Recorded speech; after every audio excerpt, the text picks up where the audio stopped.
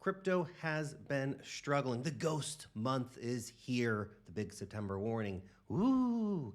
I want to talk about what's going on in the markets right now. The big news you need to pay attention to: Bitcoin charts, Solana charts, Ethereum charts. We got some other stuff here too. It's going to be a good time. Stick around for that good time. So let's get straight into it, guys. September seasonality is upon us. Now, September can be a rough-ish month sometime in the markets. That's not like a horrific month on average, but it's usually not a fantastic month either. And that's not just for crypto, it's often for stocks as well. Well, I don't know, everybody gets back from the Amalfi Coast and they're just like, can't even be bothered buying anything. Just gonna ignore the markets for a month. Anyway, September seasonality is upon us. How much that plays out will remain to be seen. Sometimes September can be a good month too, but it tends to be a bit of a low liquidity month overall in markets more broadly. Perhaps crypto has already front run that, and maybe the bottom is closer than people think. Remember, we have the rate cut potentially coming in just 3 weeks. Let's see how it plays out. We've got greeny trades here. In all seriousness, let's break it down. Every September in the past bull cycle top year has been red. 21, 17, 13. Overall, on average, September sees ETH go down 6%, BTC go down 3.7%. Rate cut is inbound, as mentioned last time. That is short-term bearish, but long-term bullish. So my takeaway, chop, chop, chop into a bullish breakout in Q4. Let's go. Decode Jar saying it's the same every year. The market is soft around this time, but everyone says it can't happen because it's consensus. But it's consensus, so it happens. Do-do-do-do. Bitcoin is behaving exactly as expected. Everything's going to plan. PCE numbers. This is the consumer inflation numbers, right? So the numbers came in line with expectations. Good, fantastic. Ecoin metrics saying inflation risks will dominate the next Fed meeting. Latest PCE print shows headline core and core services all ticking higher, which is not good. Still low-ish, let's say, but ticking higher, unfortunately. They have been ticking higher for some months now. It says zoom out, and there's been no real progress on inflation for 16 months. With sticky inflation, the Fed has little incentive to accelerate rate cuts. Risk assets won't like that in the short term. That's a headwind for Bitcoin. It's interesting. We're going to have to see. That's just PCE numbers. Let's see the CPI numbers. I think those come out next week. See what the jobs numbers are for the month. There's a lot of expectation that Jerome was going to cut. Jerome at Jackson Hole said, you know, the window's open, basically. I could see a cut coming, maybe. Doesn't mean he's going to cut. They're going to be driven by the data. Let the data guide them. And the data for PCE, not terrible, not fantastic. Remember, they wanted to be at 2%, and it's currently rising. That's not good. Let's see what CPI says. Let's see what the rest of the data says before the big Fed meeting in about 3 weeks' time. Coin Bureau with this good chart here. Crypto cycle stretching longer as per CryptoQuant's Crypto Dan. BTC's current cycle is stretching longer than the past ones.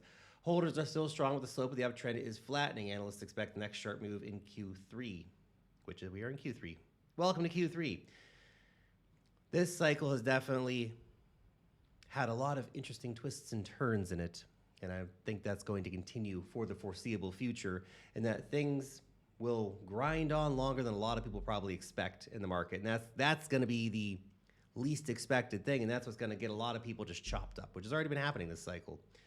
Milk Road, macro here. The latest ISM came in at 48, still in contraction below 50. Sounds bearish, but history says otherwise. When PMI prints 48 or lower, the S&P 500 has historically gained 20% over the next year. Are your bags ready? Yes, they are. Yes, they are. I'm ready. My soul is ready. My bags are ready. Let's do it. Kyle sharing this one. In some ways, a super cycle may be more painful than speculative cycles because it's just infinite chop, but long-term up, but while living it, you'll actually feel so shit. Every 20% dip is over, every 30% pump or so back.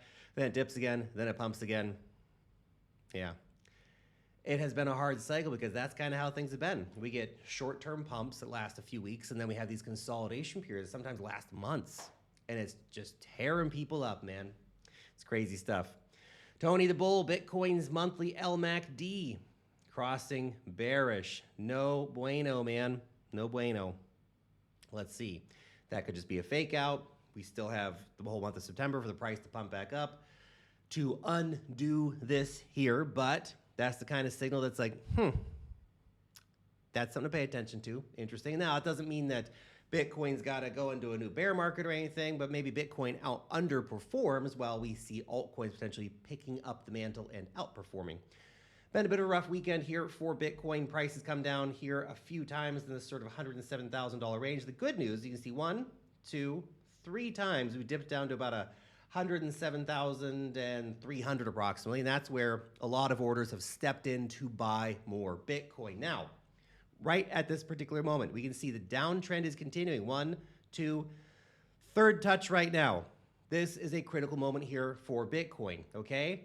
If we can hold this 107 area as price support, then we can hopefully look for a breakout beyond this downtrend line. But right now is a tricky spot. You don't necessarily want to go running long into the downtrend resistance line here and going long here, because if we're going to get rejected, it's going to be right around here, okay? And if we get rejected here, I'm not sure 107 is going to necessarily hold in that situation. Got to keep in mind, too, we are below the critical level of $112,000, and we are now below the 20 and 50-day moving averages, which has now had a bearish crossover. Bitcoin bulls need to get their shit together, okay? Come on, guys. Come on. Come on, Bitcoin bulls. Let's go. Michael Saylor, come by if you, Billy. We need you, buddy.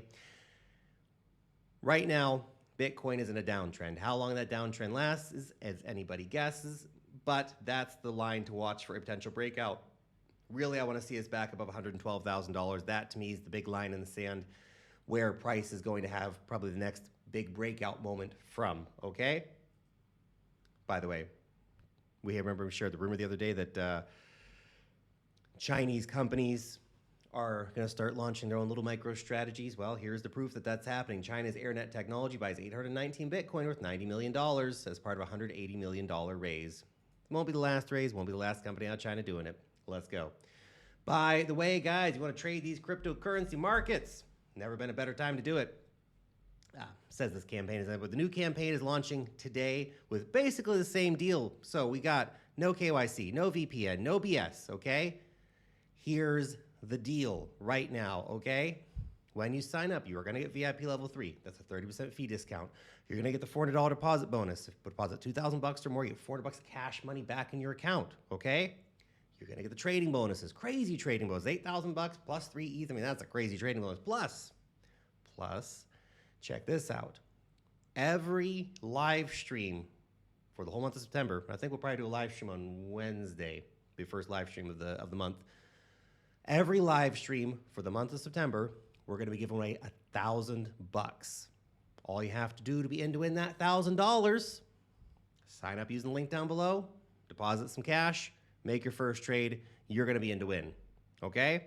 Check it out. Link down below. Join Wednesday's live stream to see if you are a winner for this big giveaway. We're doing $1,000 every live stream, every day of the month in September. It's massive. Check it out. Link down below. So, Nick saying, altcoin season still in play. A bullish signal just flashed. The others chart, that's all the coins outside of the top 10 versus Bitcoin is about to have a golden cross at the 50-day moving average and the 200-day moving average. These are slow lagging indicators, by the way. These tend to be more powerful signals, let's say. That could be a major indication that altcoins are about to have a moment.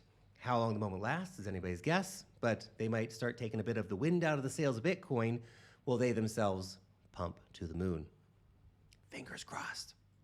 James Seifert, Bloomberg ETF analyst. He says a bunch of new updated Solana ETF filings are being sent to the SEC. So far this afternoon, we have Canary, Marinade, Franklin, VanEck expecting theirs to file over the next couple hours. Likely just indicates positive back and forth between these issues in the SEC. A Solana ETF is coming very soon, and the market has not priced that in yet. That has not.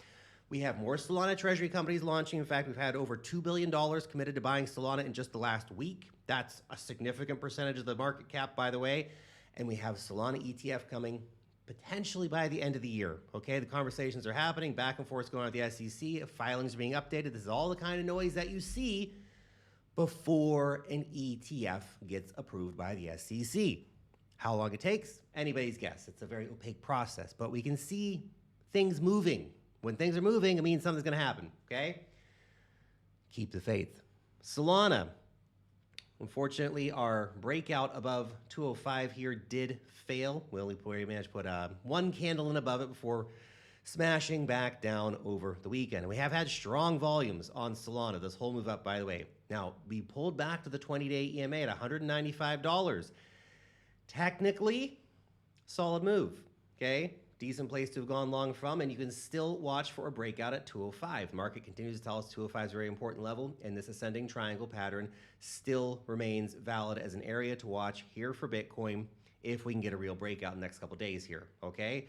So I think the Solana ETF trade is still there. I think the Solana digital asset treasury company trade is there, and that Solana will reprice to new highs some point before the end of the year. Okay, continuing. ETH right now at the 20-day EMA bouncing off again. Now, as mentioned, this overall uptrend line here did get sort of taken out, which is not fantastic. However, we are still maintaining on the 20-day EMA, which is a very critical line in the sand for any cryptocurrency asset as a short-term indicator of market momentum and market strength. We're holding on the 20-day EMA right now. You can see we've had multiple bounces off of it, especially in the last few days.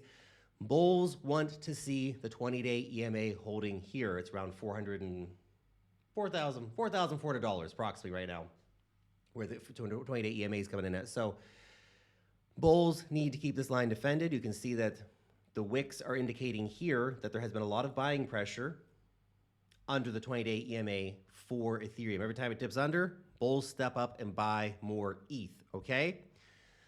ETH right now, stealing the show. Bitcoin, you can see the chart's a lot weaker compared to the Ethereum chart right now, which is a much better looking chart, a lot more strength in it currently, okay? Pudgy Penguins launches Pudgy Party globally on iOS and Android. Pengu to the moon. Of course, I have Pengu bags. Guys, investing in crypto is risky. You can lose all your money. In case you have not figured that out yet, shit is crazy around here. Okay, past performance does not equate to future returns. If you ever want to see my portfolio disclosures or a full risk statement on how crazy crypto investing is, there's a link right down below here. Go check it out.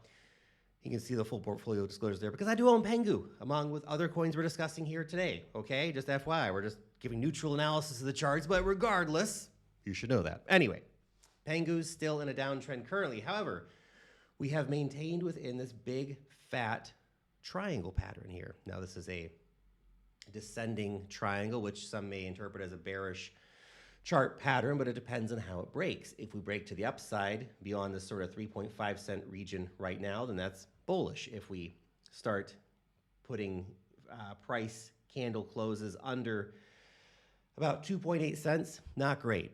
Not great, okay? And we may see a further downward movement in the price on Pengu in that situation. Now, we did wick under today. The daily candle still has a lot of time to close. You never know what can happen between now and then. If the daily candle closes here, not bad. Not bad. Could be an indication of a potential reversal coming in.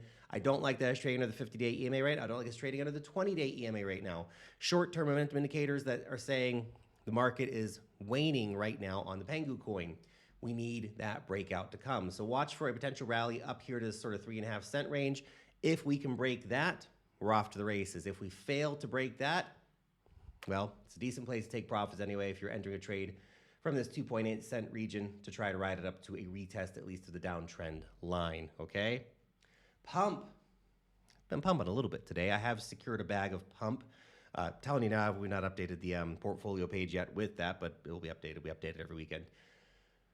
Pump, I think, has got some very interesting potential here. You know, the thesis really basically being Solana's primary casino right now. Strong buybacks, $1 billion market cap versus Hype's sort of $15 billion. I know they're very different platforms. One's a meme coin casino, the other is just a perpetual swaps exchange.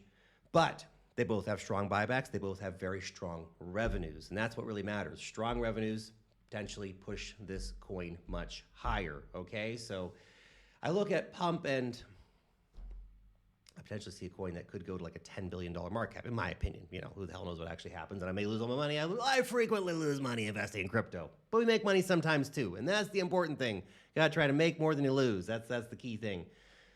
I feel like once this sort of range resolves here on Pump, it's gonna be pretty interesting pretty quickly, okay? Now, if we see downside retests, I'd probably add more to my bag, and if we see it really losing the range here, I'll just have to accept defeat and take another kick in the nuts. But I think we are going to likely see, as long as the broader market holds up, Pump probably going to have some interesting price action, especially with their very aggressive buybacks they have going on right now. Okay.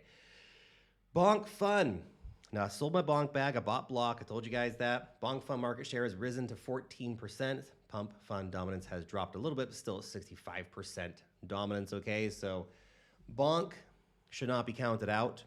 Part of me even thinks that, Bonk, sold it for Block, which is a beta play to World Liberty Finance. But then we get this effing news today, man.